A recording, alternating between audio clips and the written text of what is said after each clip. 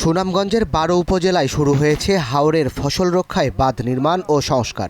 গেল সোমবার থেকে কাজে নেমেছে পানি উন্নয়ন বোর্ড, যা শেষ হবে আগামী ২৮ ফেব্রুয়ারি। প্রতি বছরই বাঁধ সংস্কারে ওঠে অনিয়মের অভিযোগ, হয় না সময় মতো কাজ।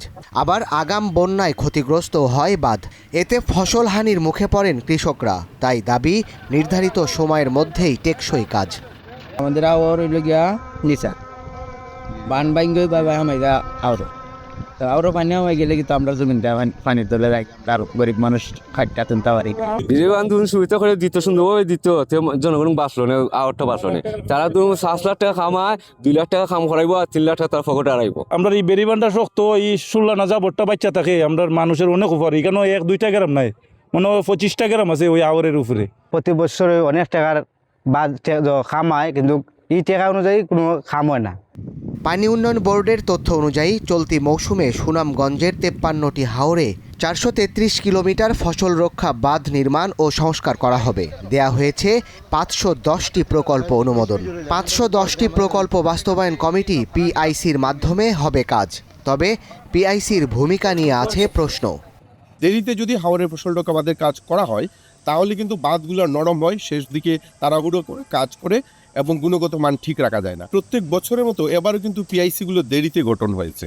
কিন্তু এই বছর নির্বাচনের ডামাডোলে যেন প্রশাসন হাওরের ফসল রক্ষা বাঁধের গুরুত্বটা ভুলে না যায়। পানি উন্নয়ন বোর্ডের যুক্তি, প্রতি বছর হাওর থেকে পানি নামতে দেরি হয়, তাই যথাসময়ে শেষ করা যায় না বাঁধের কাজ।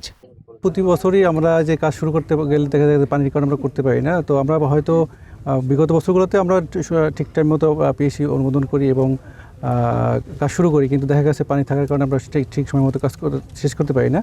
তবে সেক্ষেত্রে আমরা এবছরও আমরা আমাদের ট্র্যাকই আছি, আমরা আশা করি যে নির্ধারিত সময়ের ভিতরে আমরা কাজ শেষ করতে পারবো। বাঁধ নির্মাণ কাজের উদ্বোধনী অনুষ্ঠানে এ বিষয়ে সতর্ক বার্তা দিয়েছেন জেলা প্রশাসক।